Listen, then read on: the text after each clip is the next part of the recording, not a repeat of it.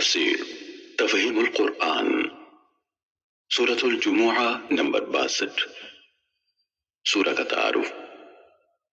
اس سورہ مبارکہ کا نام آیت نمبر 9 کے فقرے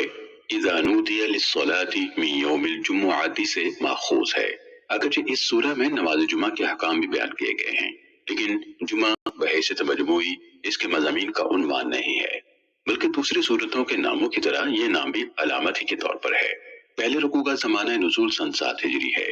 اور غالباً یہ فتح خیبر کے موقع پر یا اس کے بعد قریبی زمانے میں نازل ہوا ہے۔ بخاری، مسلم، ترمذی، نسائی اور ابن جریر نے حضرت ابو ہریرہ رضی اللہ تعالیٰ عنہ کی یہ روایت نقل کی ہے کہ ہم حضور صلی اللہ علیہ وسلم کی خدمت میں بیٹھے ہوئے تھے جب یہ آیات نازل ہوئی۔ حضرت ابو ہریرہ رضی اللہ تعالیٰ عنہ کے متعلق یہ بات تاریخ سے ثابت ہے کہ وہ صلح حدیبیہ کے بعد اور فتح خیبر سے پہلے ایمان لائے تھے، اور خیبر کی فتح ابن ہشام کے بقول محرم اور ابن سعد کے بقول جمادی الاولیٰ سن 7 ہجری میں ہوئی ہے۔ بس قرین قیاس یہ ہے کہ یہودیوں کے اس آخری گڑھ کو فتح کرنے کے بعد اللہ تعالیٰ نے ان کو خطاب کرتے ہوئے یہ آیات نازل فرمائی ہوں گی، یا پھر ان کا نزول اس وقت ہوا ہوگا جب خیبر کا انجام دیکھ کر شمالی حجاز کی تمام یہودی بستیاں اسلامی حکومت کی تابع فرما بن گئی تھیں۔ دوسرا رکوع ہجرت کے بعد قریبی زمانے ہی میں نازل ہوا ہے، کیونکہ حضور صلی اللہ علیہ وسلم نے مدینہ طیبہ پہنچ سے ہی 5ویں روز جمعہ قائم کر دیا تھا، اور اس رکوع کی آخری آیت میں جس واقعے کی طرف اشارہ کیا گیا ہے وہ صاف بتا رہا ہے کہ وہ اقامت جمعہ کا سلسلہ شروع ہونے کے بعد لازماً کسی ایسے زمانے ہی میں پیش آیا ہوگا جب لوگوں کو دینی اجتماعات کے آداب کی پوری تربیت ابھی نہیں ملی تھی۔ جیسے کہ اوپر ہم بیان کر چکے ہیں کہ اس سورے کے 2 رکوع الگ زمانوں میں نازل ہوئے ہیں، اس لیے دونوں کے موضوع الگ ہے اور مخاطب بھی الگ، اگرچہ ان کے درمیان ایک نوع کی مناسبت ہے جس کی بنا پر انہیں ایک سورہ میں جمع کیا گیا ہے، لیکن مناسبت سمجھنے سے پہلے ہمیں دونوں کے موضوعات کو الگ الگ سمجھ لینا چاہیے۔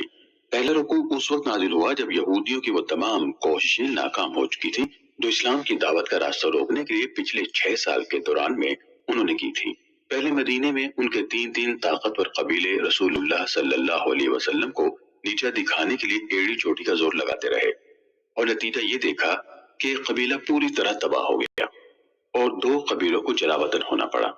پھر وہ سازشیں کر کے عرب کے بہت سے قبائل کو مدینے پر چڑھا لائے، مگر غزوہ احزاب میں ان سب نے منہ کی کھائی۔ اس کے بعد ان کا سب سے بڑا گڑھ خیبر رہ گیا تھا، جہاں مدینے سے نکلے ہوئے یہودیوں کی بہت بڑی تعداد جمع ہو گئی تھی۔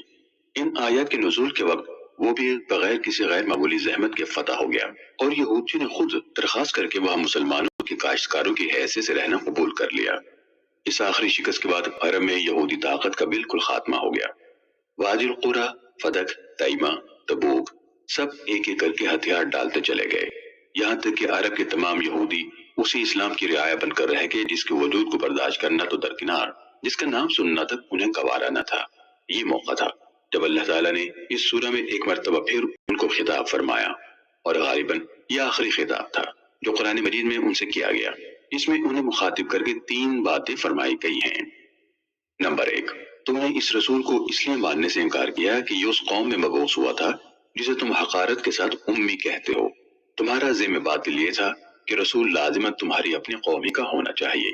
تم یہ فیصلہ کیے بیٹھے تھے کہ تمہاری قوم سے باہر کا جو شخص رسالت کا دعویٰ کرے وہ ضرور جھوٹا ہے، کیونکہ یہ منصب تمہاری نسل کے لیے مختص ہو چکا ہے، اور امیوں میں کبھی کوئی رسول نہیں آ سکتا، لیکن اللہ نے انہی امیوں میں سے ایک رسول اٹھایا ہے جو تمہاری آنکھوں کے سامنے اس کی کتاب سنا رہا ہے، نفوس کا تزکیہ کر رہا ہے، اور ان لوگوں کو ہدایت دے رہا ہے جن کی گمراہی کا حال تم خود جانتے ہو۔ یہ اللہ کا فضل ہے، جسے چاہے دے، اس کے فضل پر تمہارا اجارہ نہیں ہے کہ تم جسے دلوانا چاہو اسی کو وہ دے، اور جسے تم محروم رکھنا چاہو اسے وہ محروم رکھے۔ نمبر 2، تم کو تورات کا حامل بنایا گیا تھا، مگر تم نے اس کی ذمہ داری نہ سمجھی نہ ادا کی۔ تمہارا حال اس گدھے کا سا ہے جس کی پیٹھ پر کتابیں لدی ہوئی ہوں، اور اسے کچھ نہیں معلوم کہ وہ کس چیز کا بار اٹھائے ہوئے ہے، بلکہ تمہاری حالت گدھے سے بھی بدتر ہے۔ وہ تو سمجھ بوجھ نہیں رکھتا، مگر تم سمجھ بوجھ رکھتے تھے، اور پھر کتاب اللہ کے حامل ہونے کی ذمہ داری سے فرار ہی نہیں کرتے، دانستہ اللہ کی آیات کو جھٹلانے سے بھی باز نہیں رہتے، اور اس پر تمہارا الزام یہ ہے کہ تم اللہ کے چہیتے ہو، اور رسالت کی نعمت ہمیشہ کے لیے تمہارے نام لکھ دی گئی ہے۔ گویا تمہاری رائے یہ ہے کہ خواہ تم اللہ کے پیغام کا حق ادا کرو یا نہ کرو، بہرحال اللہ اس کا پابند ہے کہ وہ اپنے پیغام کا حامل تمہارے سوا کسی کو نہ بنائے۔ اور نمبر 3، تم اگر واقعی اللہ کے چہیتے ہوتے اور تمہیں اگر یقین ہوتا کہ اس کے ہاں تمہارے لیے بڑی عزت اور قدر و منزلت کا مقام محفوظ ہے تو تمہیں موت کا ایسا خوف نہ ہوتا کہ ذلت کی زندگی قبول ہے مگر موت کسی طرح قبول نہیں۔ یہی موت کا خوف ہی تو ہے جس کی بدولت پچھلے چند سالوں میں تم شکست پر شکست کھاتے چلے گئے۔ تمہاری یہ حالت آپ اس بات کی دلیل ہے کہ اپنے کرتوتوں سے تم خود واقف ہو اور تمہارا ضمیر خوب جانتا ہے کہ ان کرتوتوں کے ساتھ مرو گے تو اللہ کے ہاں اس سے زیادہ ذلیل و خوار ہوگے جتنے دنیا میں ہو رہے ہو۔ یہ ہے پہلے رکوع کا مضمون۔ اس کے بعد دوسرا رکوع جو کئی سال پہلے نازل ہوا تھا اس سورہ میں لا کر اس میں شامل کیا گیا ہے کہ اللہ تعالیٰ نے یہودیوں کے سب کے مقابلے میں مسلمانوں کو جمعہ عطا فرمایا ہے، اور اللہ تعالیٰ مسلمانوں کو متنبع فرمانا چاہتا ہے کہ وہ اپنے جمعے کے ساتھ وہ معاملہ نہ کریں جو یہودیوں نے سبت کے ساتھ کیا تھا۔ یہ رکوع اس وقت نازل ہوا تھا جب مدینے میں ایک روز عین نماز جمعہ کے وقت ایک تجارتی قافلہ آیا اور اس کے ڈھول تاشوں کی آواز سن کر 12 آدمیوں کے سوا تمام حاضرین مسجد نبوی سے قافلے کی طرف دوڑ گئے، حالانکہ اس وقت رسول اللہ صلی اللہ علیہ وسلم خطبہ ارشاد فرما رہے تھے۔ اس پر یہ حکم دیا گیا کہ جمعے کی اذان ہونے کے بعد ہر قسم کی خرید و فروخت اور ہر دوسری مصروفیت حرام ہے۔ اہل ایمان کا کام یہ ہے کہ اس وقت سب کام چھوڑ چھاڑ کر اللہ کے ذکر کی طرف دوڑیں۔ البتہ جب نماز ختم ہو جائے تو انہیں حق ہے کہ اپنے کاروبار چلانے کے لیے زمین میں پھیل جائیں۔ احکام جمعہ کے بارے میں یہ رکوع ایک مستقل صورت بھی بنایا جا سکتا تھا اور کسی دوسری صورت میں بھی شامل کیا جا سکتا تھا، لیکن ایسا کرنے کے بجائے خاص طور پر اسے یہاں ان آیات کے ساتھ لا کر ملایا گیا جن میں یہودیوں کو ان کے انجام بد کے اسباب پر متنبع کیا گیا ہے۔ اس کی حکمت ہمارے نزدیک وہی ہے جو اوپر ہم نے بیان کی ہے۔